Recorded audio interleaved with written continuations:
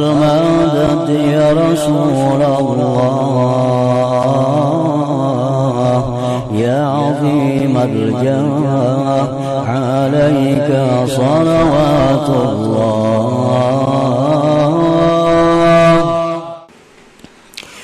Hikmah yang ke-17 dari Al-Hikam, berkata pengarangnya Al-Imam Ahmad bin Athaillah As-Sakandari rahimahullah, ma taraka minal jahli syai'a man arada ayyuhditha fil waqti ghaira ma azharahullahu fihi, yang artinya tidaklah meninggalkan daripada kejahilan sedikit jua pun oleh orang yang menghendaki bahwa menciptakan pada waktu selain yang Allah nampakkan dia pada waktu itu. Nah, itu artinya hikmah yang ke-17 ini.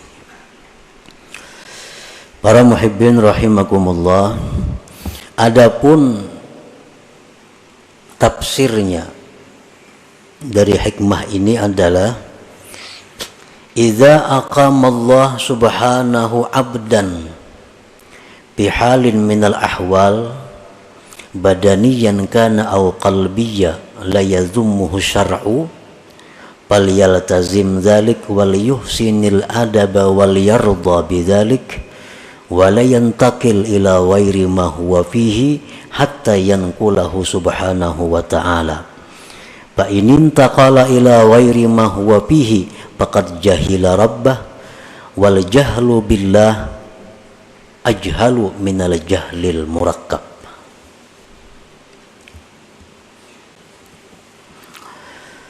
Apabila Allah subhanahu wa ta'ala menempatkan seorang hambanya pada satu keadaan daripada keadaan-keadaan, baik keadaan itu bersifat badan atau bersifat hati,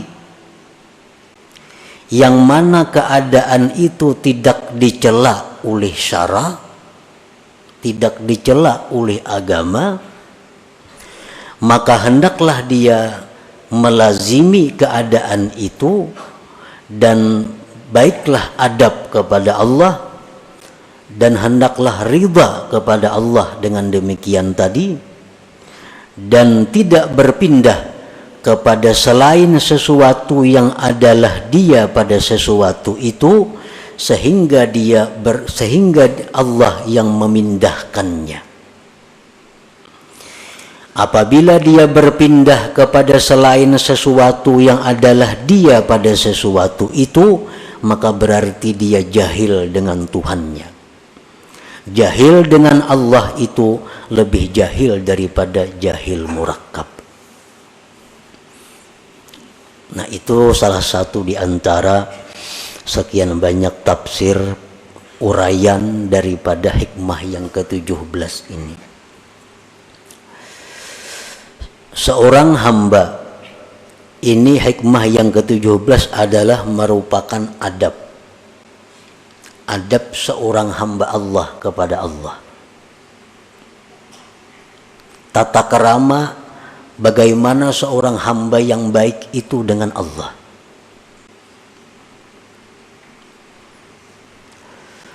Apabila Allah menempatkan kita di dalam satu keadaan, baik yang bersifat keadaan itu di badan kita atau hati kita, yang keadaan tadi jelas sudah tidak dicela oleh agama, maka keadaan tersebut kita lazimi dan hendaknya kita membaguskan adab dan kita ridha dengan keadaan yang ditempatkan Allah itu, dan kita tidak berpindah untuk mencari keadaan-keadaan lain, sehingga Allah sendiri yang memindahkan kita kepada keadaan yang lain itu. Apabila kita berpindah sendiri tanpa ada petunjuk dari Allah, maka berarti kita jahil dengan Allah. Sedangkan jahil dengan Allah itu lebih jahil daripada jahil murakkab.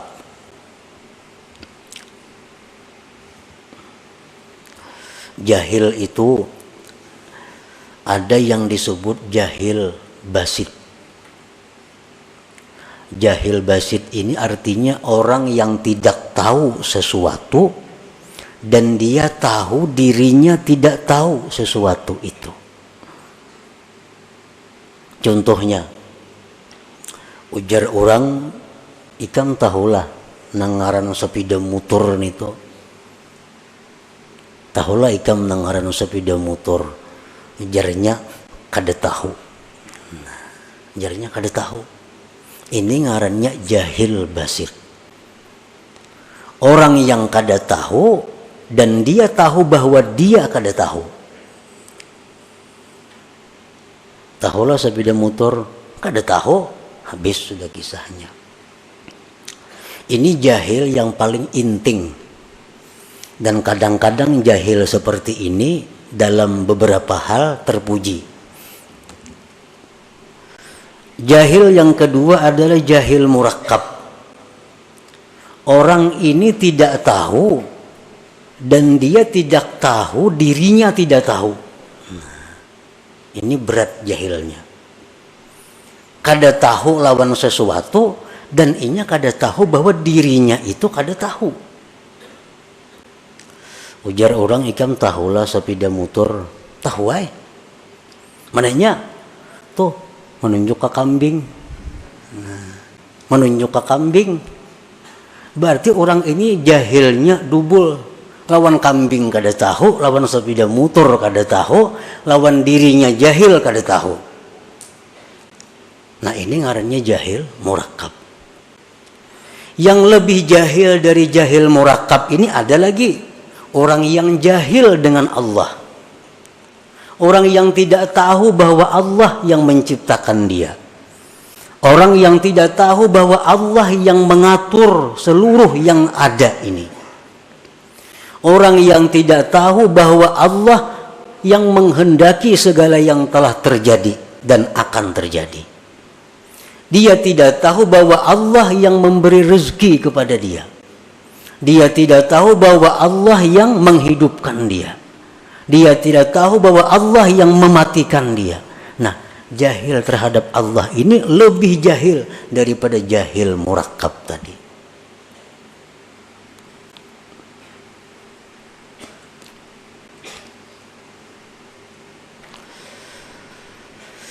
Nah, di antara kita mungkin kita kadang mengaku bahwa kita ini jahil dengan Allah.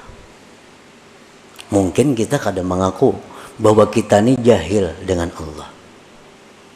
Tetapi perilaku kita, tutur kata kita, kelakuan kita, tindakan kita kadang-kadang itu menunjukkan bahwa kita ini jahil kepada Allah. Bujurai kadang mengaku. Bujurai tahu sifat 20. Belajar bang sudah. Tahu ini perukunan. Tahu kitab tentang sifat ini macam-macam. Tetapi pada kenyataan dalam praktik menunjukkan bahwa dia itu jahil dengan Allah. Nah itu kebanyakan di antara kita. Takunin aja kita. Tahulah sifat Allah. Tahu. Tahulah Allah bersifat ini. Tahu karena sudah belajar. Tapi dalam gawian sehari-hari menunjukkan bahwa kita ini jahil dengan Allah. Buktinya ada dendam dalam hati kita. Buktinya kita seringkali menyalahkan asbab dalam segala sesuatu. Buktinya kita seringkali bergantung dengan asbab. Buktinya seringkali kita gembira dengan asbab. Kita sedih dengan asbab. Nah itu praktik-praktik menunjukkan kita jahil dengan Tuhan. Jahil dengan Tuhan itu paling dahsyat kejahilan, lebih jahil daripada jahil murakkab tadi. Nah, para muhibbin rahimakumullah. Nah, kemudian contoh-contoh di antara hikmah yang ke-17 ini. Bagaimana adab kita yang sebenarnya kepada Allah dalam hal keadaan-keadaan yang kita tempati. Idza aqama Allahu 'abdan fi talabil ilm tilmidan kana aw syaikha wa kafahu min amri dunyahu faltazim dzalik wal yuhsinil adab ma'allah wal yarda bidzalik wa la yantakil ila ghairi ma huwa fihi hatta yanqulahu Allah subhanahu. Apabila Allah menempatkan hamba pada menuntut ilmu, baik murid atau guru dan murid itu sama-sama masuk dalam penuntut ilmu.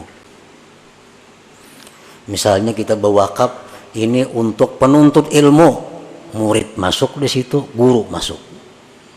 Nah, Allah Subhanahu wa taala bila menempatkan kita dalam menuntut ilmu, gawian kita nih belajar aja. Ada yang saya punya gawiannya mengajar aja. Dan Allah cukupkan daripadanya perkara-perkara dunia. Allah cukupkan. Makannya cukup, pakainya cukup, membiayai keluarga cukup. Dari mana jalannya Allah mendatangkan kita kada tahu. Pokoknya cukup. Nah, ini orang ngarannya ditempatkan Allah dalam posisi menuntut ilmu. Bila sudah demikian halnya, lazimi posisi itu dan membaguskan adab kepada Allah. Artinya apa? Bahwa dia menganggap inilah posisiku yang terbaik, inilah keadaanku, pekerjaanku yang terbaik yang diberikan Allah. Dan hendaklah dia riba dengan keadaan itu.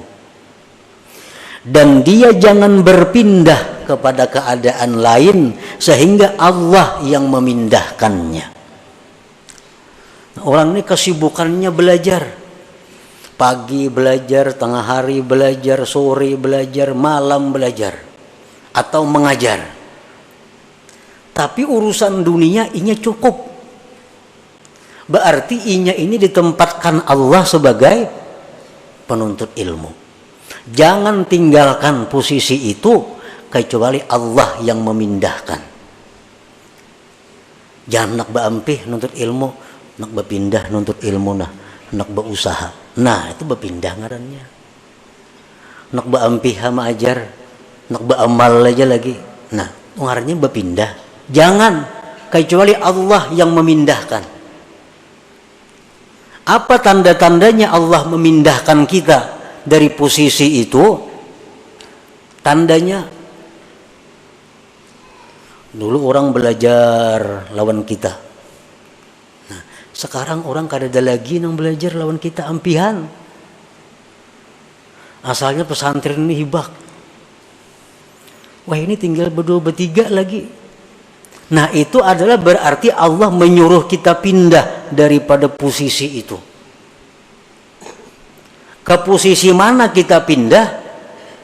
Apabila Allah mencukupkan urusan dunia kepada kita, berarti kita mesti pindah ke posisi hanya menghadap Allah, menghabiskan waktu berzikir, beribadah kepada Allah. Kada perlu lagi mengajar, karena ini sudah isyarat dari Allah pindah.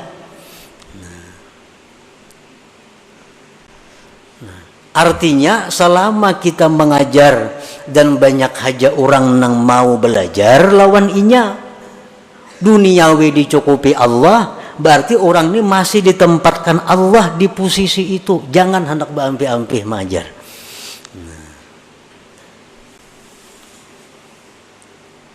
Orang hendak belajar lawan inya masih banyak, urusan dunia dicukupi Allah aja, berarti Allah masih merestui kita di posisi itu. Jangan pindah. Jangan hendak dalam kamar aja bakurung bakhalwat, jangan. Karena Allah masih menghendaki kita di posisi itu.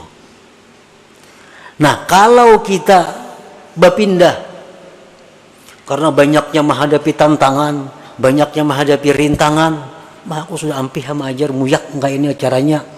Bubar belajaran, aku nak istirahat, masuk kamar. Nah, ini orang ngarannya kada beradab dengan Allah. Karena pindah posisi tanpa dipindahkan oleh Allah Subhanahu wa ta'ala.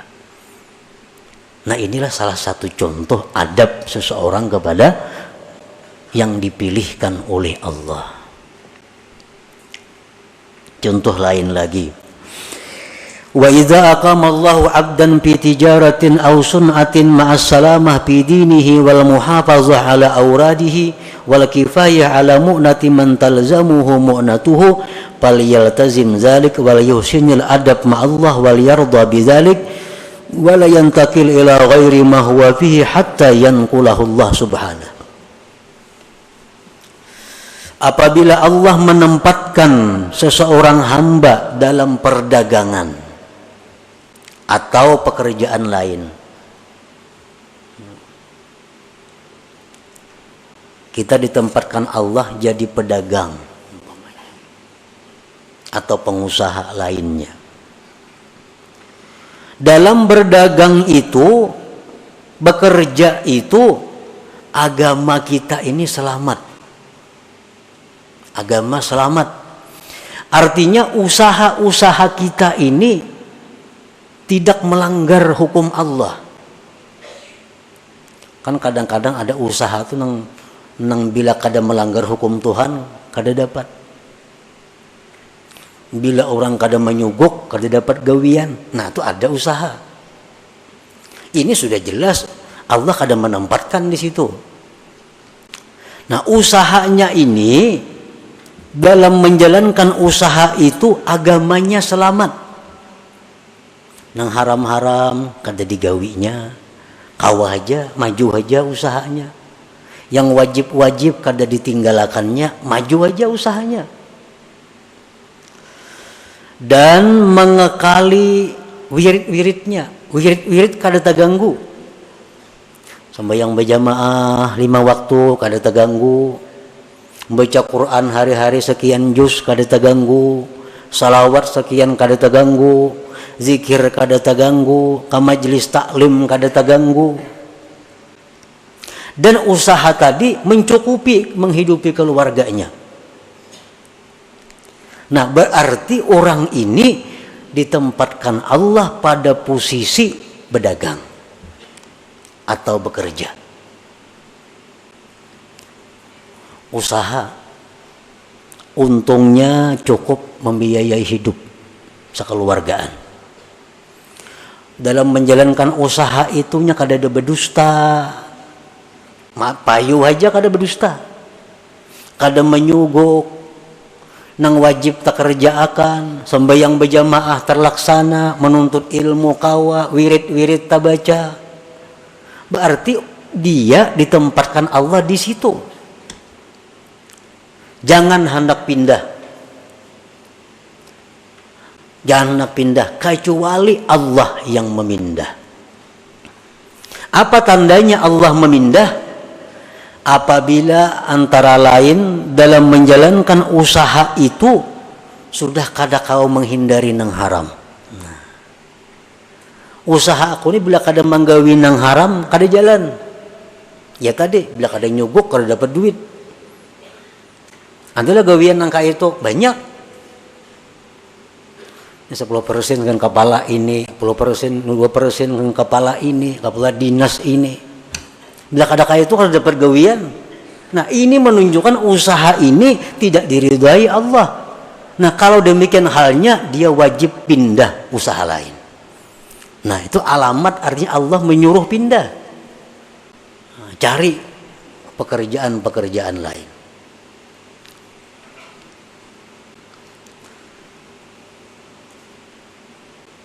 Nah, apabila seseorang itu usahanya bagus, agamanya selamat, wirid-wiridnya terlaksana, untungnya cukup menghidupi keluarga, dia tetaplah pada posisi itu Jangan pindah kepada posisi lain kecuali Allah yang memindahkannya. Tandanya Allah memindahkan sudah kesulitan dalam menjalankan usaha untuk menghindari yang haram atau melaksanakan kewajiban.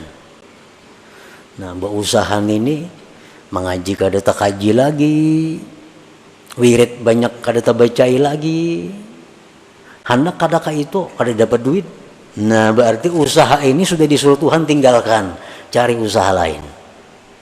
Cari usaha lain. Nah, itu adabnya kepada Allah bagi orang-orang yang ditempatkan Allah dalam posisi usaha.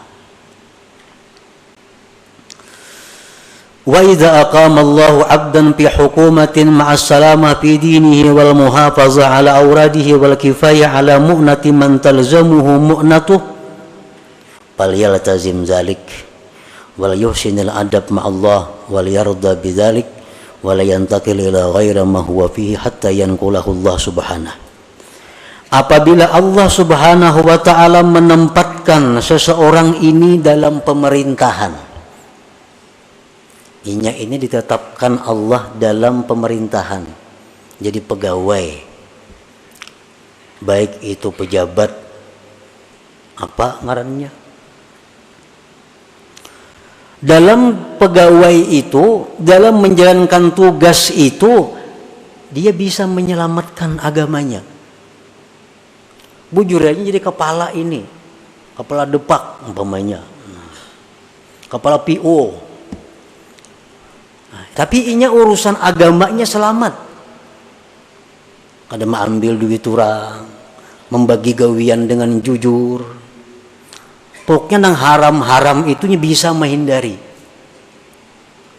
Ke pengajian tetap kawa turun, wirid-wiridnya terbaca, gajinya cukup menghidupi keluarga. Berarti orang ini sudah ditempatkan Allah, direstui Allah di posisi itu. Jangan hendak mundur dari jabatan itu kecuali Allah yang memundurkan. Tandanya Allah memundurkan apa? Aku jadi kepala ini kada kawa, kada korupsi. Kenapa kada kawa, kada korupsi? Bosku menyuruh korupsi. Hendak kada ku intain ini kayak pemberiin yang di atas. Nah, kada kawa. Maka yang di atasnya kadang-kadang hendak ke Jakarta, minta duit. Mana duitnya? Bila kadang maintai orang. Hendak ke anu. Nah, bila sudah ini terjadi, berarti ini gawian sudah tidak diridai Allah, pindah dari situ kalau hendak selamat. Hendak sakit karusakan ada apa-apa juga bang, ini hendak kisah hendak selamat nih, pindah dari posisi itu, cari jabatan-jabatan yang aman. Banyak kayak jabatan yang aman yang kada berurusan lawan hal-hal itu. Paman sekolah aman jabatan, bisukan buka kunci sekolahan sekue istirahat, pindah cari posisi yang aman. Nah itulah yang dimaksud oleh hikmah yang ke-17 ini. Nah sekarang kita ukur gawian kita, pekerjaan kita yang ada nih, apakah direstui Allah atau kada? Apakah disuruh Allah pindah atau kada dari pekerjaan sekarang? Ukurannya apakah agama kita selamat dalam pekerjaan ini? Apakah kita bisa menjaga wirid-wirid kita? Bila bisa, berarti pekerjaan ini diridai Allah dan Allah menempatkan kita pada posisi itu.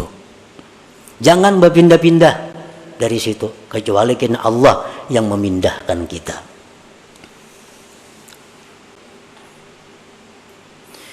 Wa idza aqama Allahu 'abdan fi faqrin fa sabara wa radiya bidzalik fala yatlub min Allahi al-ghina hatta yughniyahu Allah taala bila talabin minhu. Apabila Allah menempatkan seorang hamba dalam posisi fakir. Nah, ada orang yang ditempatkan Allah dalam posisi fakir. Fakir ini artinya orang yang memerlukan biaya sehari 15.000 rupiah. tapi yang ia dapatkan hanya 6.000 atau kurang lebih itu. Ini fakir. Inya perlu sehari ini menghidupi keluarganya 20.000. Usaha yang didapatnya hanya 7.000. Nah, ini fakir. Apabila Allah menempatkan seseorang hamba dalam posisi fakir, tapi inya sabar, inya ridha aja, kada jadi pikiran, beramal lancar, nuntut ilmu lancar, padahal duit sakit. Nah, fala yatlub minallahil ghina, jangan hendak minta kaya kepada Allah, jangan hendak minta luas rezeki kepada Allah, sehingga Allah nantinya sendiri yang mengayakan dia tanpa permintaan daripada dia. Tunggu aja,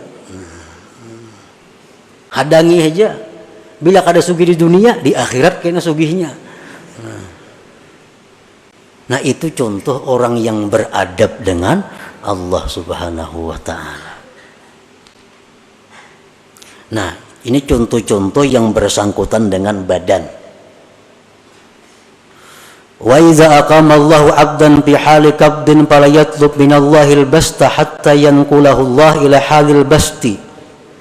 Apabila Allah Subhanahu wa ta'ala menempatkan seorang hamba pada keadaan sedih. Nah, kadang-kadang bisa datang dalam hati kita ini keadaan kacau. Padahal kada ada sebab apa-apa. Kita kada kekurangan apa, kita kada kehilangan apa. Tapi kadang-kadang datang dalam hati kita ada perasaan-perasaan yang sedih, risau. Dalam istilah tasawuf disebut kabat ngarannya. Nah, bila kita datang hal seperti itu, kita jangan hendak menghilangkan itu. Apa nak keluar rumah nah, kepala asa pusing, jangan. Atau berdoa lawan Tuhan, ya Allah hilangkanlah perasaan kada nyaman, jangan. Hadapi perasaan yang kada nyaman itu sampai kena Allah sendiri yang menggantikan keadaan itu kepada keadaan gembira. Bawa berzikir, bawa berselawat, sampai kena hati nyaman seorangannya, hati lapang seorangannya. Nah, ini contoh keadaan hati orang yang beradab kepada Allah Subhanahu wa ta'ala.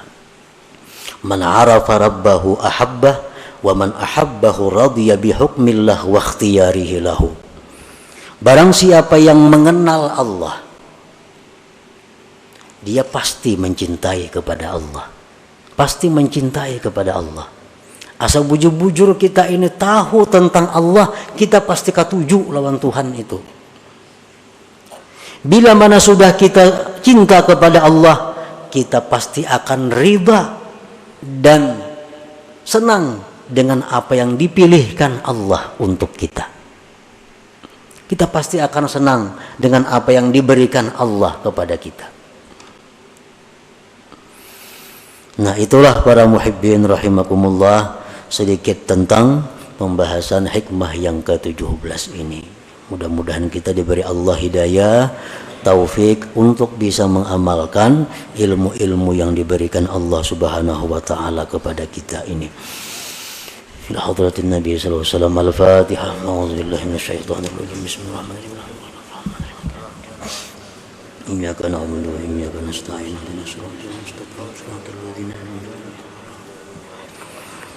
يا رسول الله يا حبيب الله محمد ابن عبد الله محمد ابن عبد الله.